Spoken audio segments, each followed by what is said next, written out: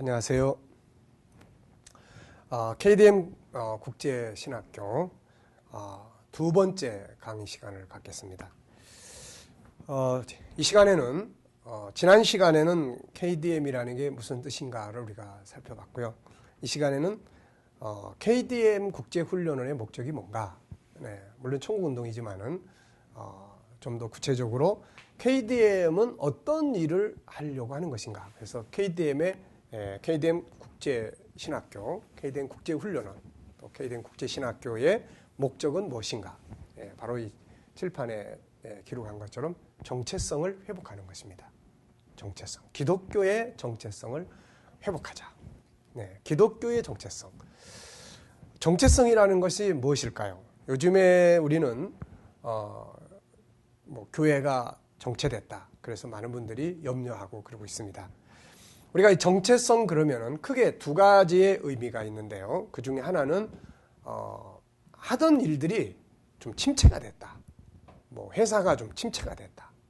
물론 교회 부흥이 좀 침체됐다. 이럴 때 정체가 됐다. 또 차들이 가다가 이렇게 멈춰섰다. 이럴 경우에 우리가 보통 정체됐다. 이런 표현들을 씁니다. 그런데 이제 여기서 말하는 정체성은 그런 의미는 아니고 본질입니다. 본질. 본질이 뭐냐? 자, 기독교의 본질이 무엇이냐? 본질이 무엇이냐? 그 정체가 뭐냐? 당신의 정체는 뭐야? 당신은 누구야? 이런 것이죠. 그래서 정체성이라고 하는 말은 바로 본질이 무엇인가를 바로 세우자 하는 것입니다. 오늘날 감사하게 많은 분들은 우리가 그동안에 추구해왔던 물질 문명을 위한 기독교가 돼서는 안 된다. 너무 우리가 기복주의적인 것만을 추구해서는 안 된다. 이런데 많이 공감을 하고 있습니다. 정말 감사한 일이죠. 그래서 많은 분들이 회개도 하고 정체성을 찾자. 또 성경으로 돌아가자. 이런 말씀들을 많이 합니다. 이것은 대단히 감사한 일이고 희망이 있는 이야기들이죠. 자, 그런데 이제 중요한 것은 그렇다면은 어디로 돌아가야 되느냐? 이제 돌아가야 되는데 어디로 돌아가야 되느냐? 문제는 이제 여기에 있는 거죠. 회개하자 했는데 회개라는 말은 돌아서다는 말 아닙니까? 단지 눈물을 흘리고 뉘우치는 이런 개념이 아니라 회개라는 말은 돌아선다는 말입니다. 그렇다면 우리가 분명히 길을 잘못 가고 있기 때문에 이것을 이제 회개해야 되는 건데 그렇다면 우리가 어디로 돌아가야 되느냐? 그래서 본질로 돌아가야 된다. 그렇다면 본질은 뭐냐는 거죠.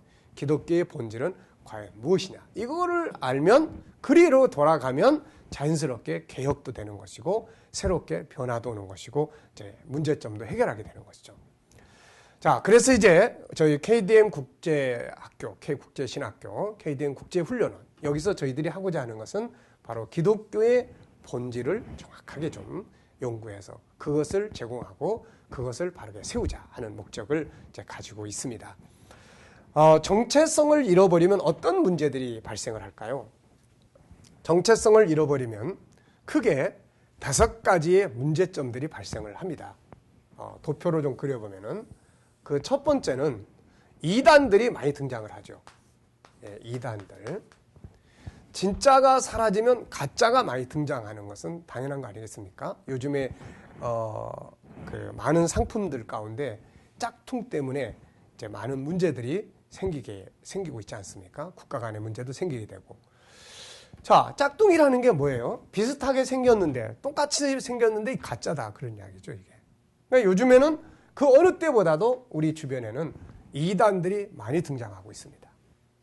어떻게 보면은 기독교의 본질이 자꾸 사라져가고 있기 때문에 이단들이 많이 등장할 수 있는 기본 이런 그 토대가 돼 있다. 이렇게 볼 수 있는 것이죠.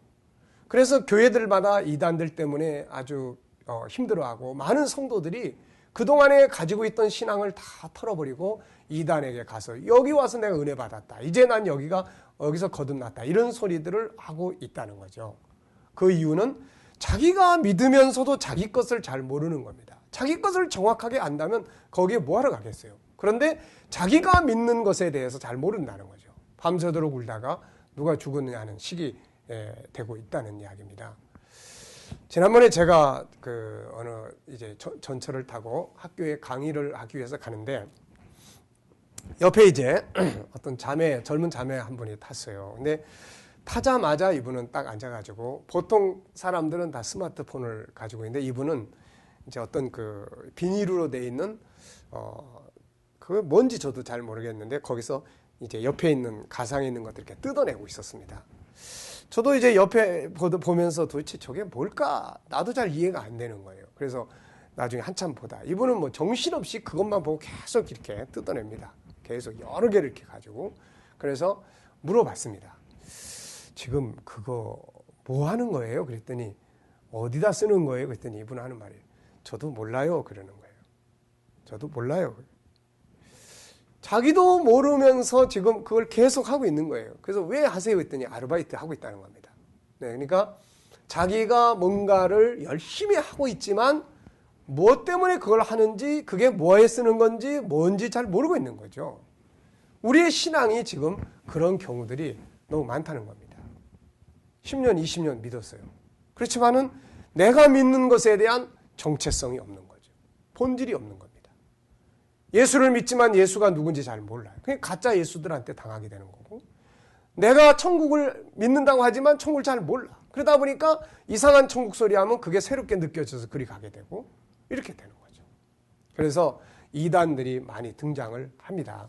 참 안타까운 일이죠. 그렇게 길러서 성장해서 정말 헌신하던 사람들이 오늘날 이단한테 가가지고 거기 가서 아멘 할렐루야 하고 있는 이런 상황을 보면 정말 얼마나 답답한 이야기입니까, 이게. 그래서 우리가 정말 지금 해야 될 가장 중요한 시급한 일은 바로 이 정체성, 본질, 이것을 정확하게 바르게 공부하고 훈련하고 또 가르치고, 이것이 필요한 시대다, 이렇게 말할 수 있죠. 자, 그 다음에 두 번째는 이제 어떤 문제가 생기냐면은, 두 번째는 기독교가 타락하게 됩니다. 타락하게 돼요. 예를 들면은 기독교의 본질은 천국입니다. 그런데 천국이 없어지고 세상 나라만을 추구하면 세상 사람과 똑같아지는 거죠. 세상의 물질 문명, 이것들만을 추구하다 보면은 역시 돈 때문에 싸워야 되고, 더 많은 돈을 벌기 위해서 하나님도 다 팔아먹어야 되고, 다 버려야 되고, 그리고 거짓말도 하고 사기도 쳐야 되고, 이런 상황들이 되는 거예요. 네. 그리고 이것이 많아지면은 이거 이제 성공했다. 그래가지고 이것도 이제 누리느라고 이제 또 타락하게 되고 또 방탕하게 되고, 이런 상황들이 벌어지게 되는 겁니다. 그래서 또 인간은 영적 존재인데, 기독교의 본질을 보면 인간은 영적 존재. 근데 육체만을 추구하다 보니까, 육적인 것만, 먹고 마시는 것만 추구하고 즐기는 것만 추구하다 보니까 역시 타락하게 되는 거예요. 그래서 기독교의 본질을 잃어버리면 기독교는 타락하게 돼 있습니다. 이건 뭐 어쩔 수 없는 거예요. 네. 그래서 본질을 바로 회복하면 아무리 거룩하게 살아라, 성결하게 살아라 뭐 이렇게 해도 본질을 정확하게 모르면 내가 그렇게 살아야 될 필요성을 못 느끼게 되는 거죠. 그래서 교회가 타락하게 된다. 네. 그 다음에 세 번째는 어떤 문제가 있냐면 이제 방황하게 됩니다. 방황. 네. 뭐가 옳은지. 네. 사도 바울은 마지막 그 순교의 현장을 앞에다 놓고 편지를 쓰면서 고백한 것이 뭡니까? 이런 말을 했죠. 달려갈 길을 마치고. 굉장히 중요한 말입니다. 길을 안다는 거죠. 자기가 가야 될 길의 시작과 끝을 아는 거죠. 근데 정체성을 잃어버리면 길을 모릅니다. 그래서 많은 사람들이 가면은 이게 옳은 길 같아서 그리 갔다가, 사람들이 별로 안 가면 이게 잘못된 길 아니야? 그리고서는 또 그게 다른 데로 또 사람들이 만연하는 길로 옮겨가게 되고, 이게 옳은 길이냐 아니냐를 모르기 때문에 그런 주변의 여건에 따라서 내가 길 잘 가고 있네, 이렇게 되는 거죠. 그러다 보니까 목회를 훌륭하게 또 크게 또 하면서도 마지막에 가서는 내가 이거 목회 제대로 한 건가, 이런 의문에 빠지기도 하고, 우리 성도들 역시 일평생 살지만은 이거 진짜 내가 이거 어느 게 맞는 것인지, 이게 그러다 볼 때 그런 상황에서 이제 이단들이 여기다 그러면은 저 길인가 보다. 한 번도 안 가본 길, 한 번도 안 들어본, 새로운 말씀. 그러면서 거기에 휩쓸리게 되는 거예요. 그래서 방황하는 것입니다. 기독교가 왜 방황이 있을 수 있습니까? 예수님은 내가 길이라고 하셨잖아요. 성경은 우리에게 길을 보여줍니다. 가야 될 길이 어딘지, 우리가 길의 목표가, 마지막 목표가 어딘지, 성경은 우리에게 그걸 가르쳐주는 거예요. 그런데 우리가 그 길을 정확하게 모르면 이제 이리 갈까 저리 갈까 방황하면서 엉뚱한 길에 이단들이 만들어놓은 엉뚱한 길로 들어가서 결국은 멸망의 길로 가게 되는 것입니다. 그래서 우리가 성경을 통해서 기독교의 본질 정확하게 이해하면 고생은 할 수 있습니다. 우리가 올바른 길을 따라간다는 거 이게 결코 쉬운 것만은 아니죠. 그래서 예수님께서도 산상수훈의 마지막 그 마태복음 7장에서 뭐라고 말씀하셨습니까? 사람들은 다 넓은 문으로 들어가려고 하잖아요. 다 좁은 문으로 들어가려고 하지 않습니다. 그렇지만은 우리 주님이 기다리시고 있는 것은 좁은 길에서 그분이 기다리고 계시는 거예요. 우리는 그 길로 가야 끝에서 그분을 만나게 되는 것입니다. 자, 그러다 보니까는 이제 사람들이 이렇게 방황하게 되는 거예요. 그래서 우리는 성경을 통해서 길을 정확하게 알고 그 길로 가면서 힘은 들 수 있습니다. 네, 때로는 지칠 수도 있고 때로는 좀 쉬고 싶을 때도 있어요. 그렇지만 방황은 할 필요가 없다는 거죠. 이것이 기독교인들의 삶이 되어야 합니다. 자, 그 다음에 이제 네 번째는 이제 어떤 문제가 있느냐. 네 번째는 세상을 이길 힘이 없습니다. 힘. 여러분 힘은 어디서 나오는지 압니까? 사실 힘은 정체성에서 나와요. 네, 내가 누군지, 기독교의 본질이 무엇인지 바로 여기서 힘은 나오게 되는 것입니다. 그런데 이걸 잃어버리면 그냥 뭐 이 사람 만나면 이렇게 섞여서 살고 이 사람 만나면 이렇게 섞여서 살고 그야말로 뭐 이런들 어떠하리 저런들 어떠하리 그냥 다 섞여서 사는 거죠. 자기 편리한 대로. 그러다 보면 세상을 이길 수 있는 진정한 힘이 나오지를 않습니다.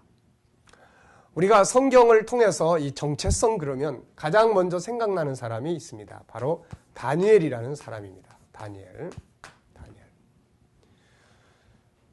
참 다니엘 그러면 정체성. 그렇죠. 정체성 그러면 다니엘. 우리는 그 다니엘 학습법이라든지 바로 이런 말 많이 들어보셨잖아요. 다니엘 학습법. 아마 읽어본 분들 많을 겁니다.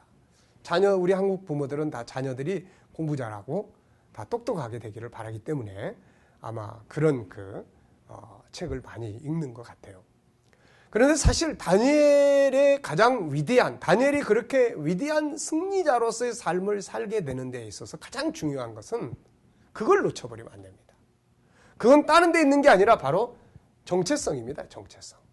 네, 정체성. 우리가 다니엘의 똑똑함, 다니엘의 지혜, 다니엘의 출세하는 총리가 된 이런 것만 생각하지 말고 다니엘 그러면 반드시 기억해야 될 것이 바로 이 정체성입니다. 다니엘은 우리가 잘 아는 것처럼 그는 유다 왕국의 왕족입니다. 그런데 BC 605년 바벨론에 의해서 유다 왕국은 첫 번째 침공을 받습니다. 첫 번째 공격을 받으면서 이때 잡혀간 사람들 중에 바로 다니엘과 그의 친구들이 있었던 거죠. 두 번째는 BC 597년에 역시 이제 바벨론이 또 예루살렘을 공격을 해서 그때 또 이제 잡혀간 사람들 중에 에스겔 같은 사람들이 있었죠. 그 다음에 마지막 세 번째가 BC 이제 586년 이때는 완전히 이제 멸망을 당합니다.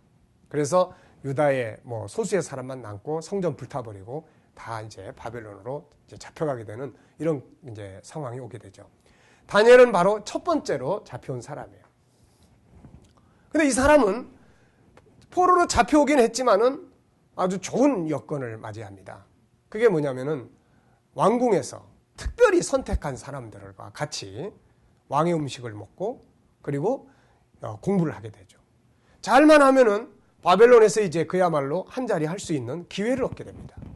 오히려 자기 그 조그만 유다 왕국보다는 당시에 127도나 거느리고 있었던 세계적인 대제국에 한 자리 한다는 거, 이거 굉장히 중요한 기회 아닙니까, 이게. 어떻게 보면 정말 나라는 망해버렸지만 다니엘 개인적으로는 굉장히 좋은 기회를 맞이하게 된 거죠. 자, 그런데 이제 문제가 생긴 겁니다. 그게 뭐냐면은, 다니엘에게 그렇게 좋은 기회를 다 주고 이제 바벨론에서 뭔가 한 자리를 할 수 있는 그런 기회를 이제 주게 되는데 한 가지 조건이 있었어요. 그게 뭐냐면은 바벨론화 되라는 겁니다. 바벨론 사람이 되라는 겁니다. 바벨론 사람이 되라는 거예요. 그래서 이름도 바벨론식으로 바꾸고 음식도 바벨론의 음식을 먹고 그리고 언어도 바벨론의 언어를 사용하고 그 다음에 신도 너네 신 버리고 바벨론의 신을 숭배하고 그리고 바벨론의 모든 문화를 살으라는 겁니다. 자, 다니엘은 어떤 사람입니까? 그 속에는 하나님을 섬기는 믿음이 있는 사람 아닙니까? 하나님의 백성으로서 먹어서는 안 될 것, 먹어야 될 것들에 대한 말씀이 있지 않습니까? 하나님의 백성으로서 지켜야 될 법이 있지 않습니까? 이 부분들을 분명히 가진 사람이에요. 만약에 다니엘이 그런 게 없는 사람이었다면은 다니엘은 그냥 뭐 그러면 어때? 이러면 어때? 그리고 바벨론화 되어버렸을 것이고 우리가 생각하는 것처럼 그렇게 똑똑하고 지혜롭고 총명한 다니엘은 나올 수가 없었을 겁니다. 왜? 그 똑똑하고 총명한 지혜는 바로 하나님으로부터 온 것이고 하나님으로부터 오게 된 이유는 다니엘 속에 있는 정체성 때문에 그런 것이죠. 그러니까 우리가 다니엘을 그러면 좀 그런 부분들을 바르게 연구를 해야 됩니다. 그래서 다니엘은 갈등을 겪었을 거예요. 과연 이 바벨론에 와서 내가 이런 좋은 기회를 그냥 버려야 될 거냐 아니면은 이 기회를 내가 정말 활용해서 하나님도 버리고 또 뭐 바벨론 우상도 섬기고 그냥 바벨론화돼서 사는 게 좋은 거냐. 그런데 다니엘서 1장 8절을 보면은 다니엘은 뜻을 정했다. 이렇게 이야기를 합니다. 뜻을 정했다. 어떤 뜻을 정했습니까? 여기서 다니엘은 뜻을 정하는데 어떤 뜻을 정했어요? 바벨론화 돼야 되겠다 이렇게 한 게 아니라 나는 하나님의 사람으로서 살다가 하나님의 사람답게 살다가 하나님의 사람답게 죽겠다 이런 거죠. 이게 바로 정체성이라는 겁니다. 네. 자, 이때부터 다니엘은 이제 하나님의 사람답게 살기 시작합니다. 바벨론의 우상제물 거절하고 또 오직 하나님과 교통합니다. 하나님과 소통하기 시작해요. 하루에 3번씩 경건된 시간을 갖게 되죠. 그리고 하나님의 신이 그 가운데서 역사할 수 있는 그런 경건한 시간들을 갖게 되고 그 속에 하나님의 성령께서 그의 속에 항상 감동을 주고 지혜를 주고 역사를 합니다. 바벨론의 음식에 먹고 마시고 취하고 이게 아니라 그는 경건한 삶을 살기 시작하는 거예요. 그 속에 하나님의 영이 함께 하시는 거예요. 네? 여러분 다니엘이 바벨론에서 총리가 되고 그렇게 위대한 삶을 살게 된 이유가 뭔지 아십니까? 바벨론 왕들이 왜 다니엘을 좋아하는지 아십니까? 항상 보면은 네 속에는 신들의 영이 있다. 이것 때문에요. 네? 그러니까 다니엘은 그 안에 하나님의 영이 같이 계실 수 있는 삶을 살았고 그것을 통해서 다니엘은 지혜와 총명을 갖게 되었고 바벨론 왕이 내놓은 문제를 그는 척척척척 풀어가기 시작한 거죠. 네. 그래서 우리가 가장 멋진 말씀이 다니엘서 2장에 나오는데 다니엘서 2장에 보면은 정말로 감동적인 그런 말씀이 나옵니다. 그게 뭐냐면은 느부갓네살 왕이 다니엘 앞에 무릎을 꿇는 이런 장면을 우리가 볼 수가 있습니다. 자, 한번 말씀을 보죠. 다니엘서 2장 46절을 보면은 이에 느부갓네살 왕이 엎드려 다니엘에게 절하고 명하여 예물과 향품을 그에게 드리게 하니라. 여러분 얼마나 멋진 위대한 장면입니까? 네? 저는 이것을 볼 때마다 정말 그 마음이 뜨거워진다고 그럴까요? 우리 젊은이들이 신앙의 정체성을 바르게 가진다면 세상이 그 앞에 무릎을 꿇게 되는 거죠. 우리가 세상 앞에 무릎 꿇는 게 아니라 세상이 우리 앞에 무릎을 꿇는다는 것입니다. 이게 바로 정체성이 갖는 힘이에요. 물론 이것 때문에 핍박도 받습니다. 어려운 일도 만나요. 손해볼 일도 생겨요. 그런데 믿음의 정체성, 하나님의 사람으로서의 정체성을 굳게 지키기 위해서 손해본다, 희생하게 된다. 이런 것들은 손해가 아닙니다. 다 투자예요. 하나님이 나중에 다 갚으실 수 있는 그런 투자라는 것입니다. 다니엘은 그 정체성을 가지고 느부갓네살이 그 앞에 그 보좌에서 내려와 가지고 엎드려서 절을 하는 이런 위대한 승리의 사람이 됐고 그 뒤에 보면은 다니엘뿐만 아니라 다니엘의 친구들까지 바벨론의 도지사로서의 일을 맡아서 일할 수 있는 이런 놀라운 그런 복을 받게 됩니다. 바로 정체성의 힘이죠. 만약에 다니엘이 그냥 뭐 이러면 어때 저러면 어때 이미 나라는 망해버렸는데 뭐 유다 사람으로 꼭 지킬 필요 뭐 있어? 그러면서 바벨론의 우상의 제물, 그리고 먹고 마시고, 그리고 바벨론화 됐다면 하나님과 관계 끊어졌고 그 안에 하나님의 성령께서 일하실 수 없을 것이고 다니엘도 바벨론 사람과 다를 것이 없는 일반인이 되어버렸을 거예요.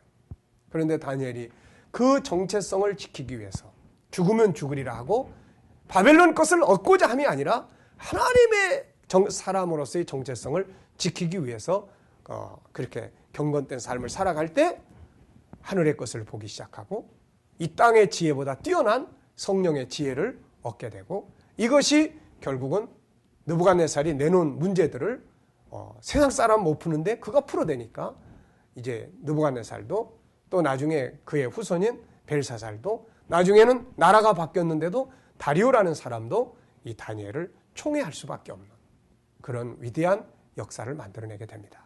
여러분, 정체성은 힘입니다. 우리가 이 세상을 이기는 데는 힘이 필요합니다. 그 힘은 다른 데서 나오는 것이 아니라 바로 이 정체성에서 나온다는 것. 이거 잊지 마시기 바랍니다. 우리 현대 교인들이 바로 그런 믿음을 갖는다면 그래 죽으면 죽자. 하나님의 사람답게 살다가 손해보면 보자. 이런 각오를 가질 때 하나님께서도 내 백성 맞구나. 지킬 분명한 내가 이 사람을 지킬 만한 그런 어떤 가치가 있다. 그 자존심을 만들 수 있는 거 아닙니까? 자, 그 다음에 5번째 마지막은 정체성이 사라지면 기독교가 구원이 없는 종교가 돼버리게 됩니다. 구원이 없는 가장 무서운 일이죠. 기독교의 본질은 예수 그리스도를 믿음으로 죄사함 받고 구원받는 거 아닙니까? 그런데 정체성이 사라져버리면 예수님은 그냥 일반 성인이 돼버려요. 그냥 우리에게 어떤 필요한 것들 주는 그냥 물질적인 어떤 그런 분이 돼버립니다. 그렇게 되면 어떻게 돼요? 구원이 없어져 버리는 거예요. 그래서 성경 속에는 마태복음 7장도 그렇고 또 누가복음 13장도 그렇고 예수님께서 내가 너를 모르겠다. 이렇게 표현하는 이런 말씀들이 그래서 나오는 거죠. 그래서 우리가 기독교가 기독교의 본질을 바르게 알고 그 정체성을 바르게 세울 때에 기독교도 살고 세상을 변화시킬 수 있는 그런 능력을 얻게 되는 것입니다.